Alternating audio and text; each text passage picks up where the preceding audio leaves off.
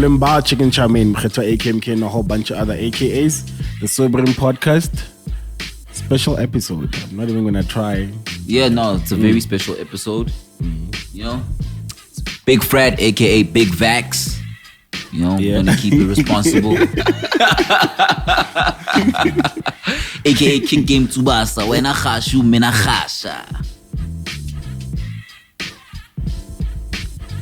I mean, you're not gonna explain that one. What? Soccer, cartoon. Mina khashu. Wena khashu, mina khasha. You're a khashu, idiota. Moi, I'm a go. Hey man, I was Hey. Mina khashu, wena khashu. Well, Mina is Zulu, yeah. Mina khasha, yeah.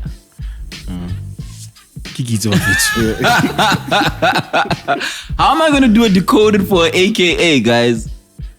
Anyway, super special guest. Amazing. Oh, khashu. Oh wow.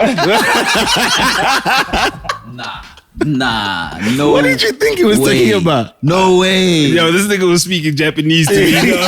I was like, Tsubasa. I was like, okay, this goes on. That's why I was like, this is Zulu, right? Go ahead, bro. Go ahead, bro. Yeah. Amazing guest. I mean, where do we start with her? Firstly, shout out to balancing out the testosterone. Yeah, it hasn't been balanced out in a while. Yeah, I mean, it's been a while. A shift. There's a shift, yeah. It's been a while. Yeah. It's been a while. Oh, it's not a balance. It's not yeah. It's a shift. GOAT curator, event specialist, mogul. I don't even know, man. Like, it's like a super being in our presence. It's too much. MamakaShaka. As I would call her. Welcome, MamakaShaka. Nandi, how are you? I'm wonderful, thank you. I must say I felt a bit pressured with the whole AKA introduction. I was like, okay, cool. It's Nandi, AKA MamakaShaka, AKA Cheeks, AKA Madlamini, AKA my legs. My legs. I like my legs. I'm gonna stick with my legs. Stick with my legs. How you doing? I'm wonderful, thank you. How are you? You know, we are in these times still. Yeah. Strange times. Yeah. Business unusual. Business unusual. I like that. I think that's like a great way to put it. And like you're like I said, like event GOAT. You know what I mean? I don't think anybody does events the way that you do it. You know, tailor making an experience and just bringing forth and curating a feel good vibe. Pun intended. All of it intended. I mean, like when this COVID thing struck, how that affected the space. Yeah, it was COVID. Oh, damn. So I've gone from a content space, which if I was still in, I think probably would have survived, wouldn't have been as hard hitting as this, into like primarily experience-led activity. And yeah, man, that was really, really, really tough for, I'm sure, a lot of people. But we were fortunate enough that we had, as an agency, we had other means of income. So I was able to keep, a little over afloat while this was happening. And it really did present me with a silver lining. I'm a silver linings person. And I spent the most of the time in lockdown just considering, when these doors open up. So that was me. Just strategizing and just also taking stock of all the ways that we had done well and not done well on the properties. What is the why of each property? Have we meaningfully, fulfilled or met those expectations? And if we fell short, how could we make sure that when we come back, we came back stronger? So I used the time to get a lot more strategic. I mean, I hope it shows. So that's what we did as we fastened purse strings, as they say. Just want to ask, while you're still talking about your agency, how many employees did you have when COVID hit, and how was that stress? The fact that it was not just you that was affected, if there were people that you were working with, how?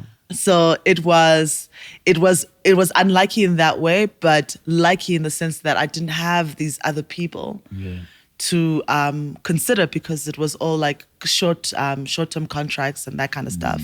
So, because I can't imagine emotionally, having to let people go. I mean, the one or two people that we did keep on a part-time basis, like we were not earning proper salaries for a year. Like we were just like incentivizing ourselves, surviving for the most part. But so there was lucky and unlucky. Surviving was a huge part of last year. Yeah. I mean, even now, it's still quite a huge part. So you did well.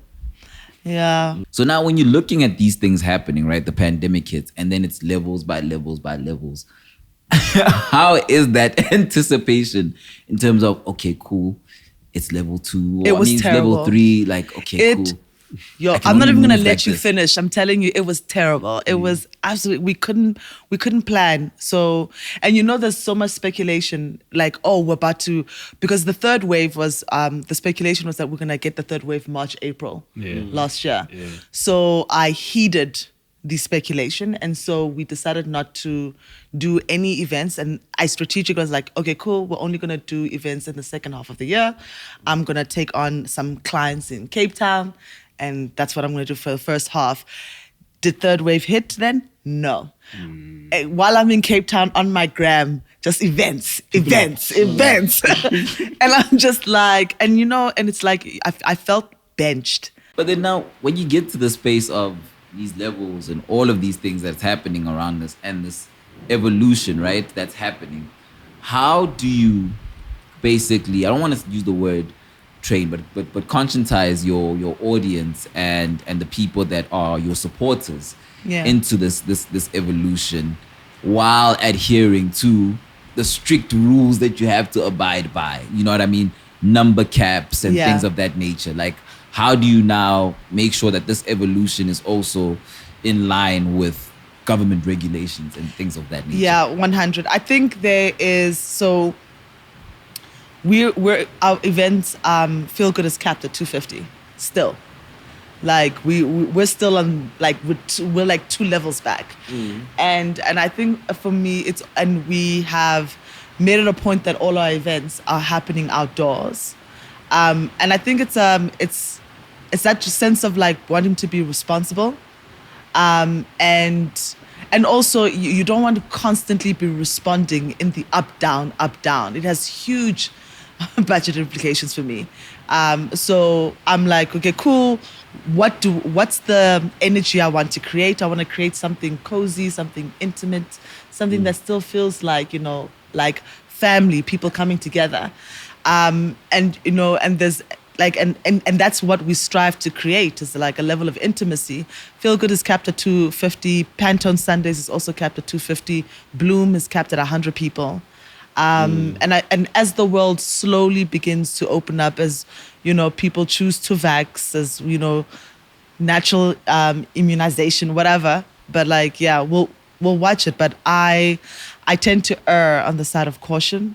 I'm not much of a risk. At least I don't think so. I don't think I'm much of a devil. Yeah, nah. I'm like, so what do those numbers say? I'm not. Staying here. We good. I'm not. Yeah. So we tend to err quite heavily on the side of caution. I mean, the pop-up, it felt like a lot of people, but actually it was like 100, 120 people a day. Yeah, it felt like, because of the space, it felt like a lot of people. We were churning them, but we haven't been an event that is striving for the 500s or back to our regular numbers. Feel Good Series was plus minus 450 people party before this happened. Umi was a plus minus 1,000 people party. Yeah, Umi was a vibe. And now there has to be measures in place for people to come to events? Like people have to get vaccinated, and how are you and all your events like doing in that regard? So, and this is me speaking for myself, and I think it's as in like to co-sign your intro. I'm vaccinated. Yeah. Also as someone who believes in agency, I think I find it a very hard time telling another person what to do with their own body. I do. But I understand it's not as simple as that, but I still do, But we try and enable compliancy through, obviously, via Quicket. You have to fill in, your form at the doors, getting your temperature. And we've had incidences where someone's temperature was was too high. It was too high. And then our COVID officer would be like, they have to wait for X amount and we need to do them again. And if they can't go, they can't come, and we've had to turn people away. Be like, it's but and I think part of why, because I have another event curator friend, and they're planning a festival for next year, and this is like thousands and thousands of people. So I'm like, aren't you nervous? And they're like, no, you can't buy a ticket unless you're vaccinated. And they were like, listen, if we're throwing smaller parties, maybe we wouldn't necessarily feel, but like when we're talking like thousands of people, it feels like a very necessary measure, which I understand, and I completely respect. But I think I'm going to avoid having to, do stuff like that by keeping the numbers low. Yeah. It's I'm keen to see how Joburg, South Africa responds to stuff like that. Because like I said, I'm vaxxed, my whole. Yeah. But also vaxxed. Yeah. Big vax. Yeah. That's big facts. Yeah. I'll also like to say at work, I always tell them that I'm the first black man to get vaxxed. Really? Well, in the agency. I was about to call Cap hard, yo. In the agency, I'm the first black man to be vaxxed. The first black man? I was like, I'll call Cap. I mean, I was giving you a benefit of that. I was like, the sentence is not complete. He's speaking very slowly and deliberately.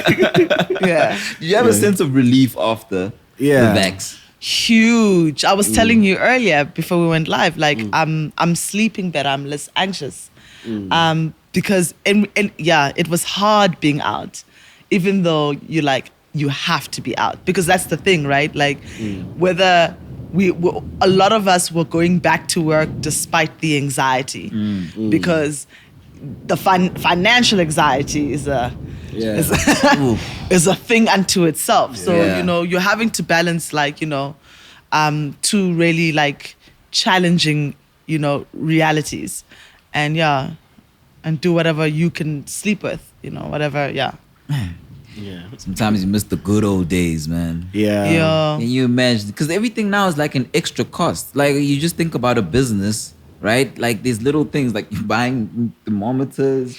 Yes. You've got a COVID officer that you have to need to employ. get the pump thing that you step on. You know what I mean? You've cut numbers. The sanitizer. The sanitizer. You have to sanitizer. So you really do remember the days where it's just just get out, man. I mean, with that said, even as vaxxed as we are, we still have to take precautions as much as we still miss the old days. 1000%. We still got to put our mask on, safe. Sanitize.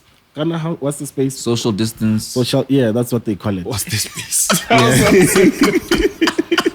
18 months later, what is it again? The distance.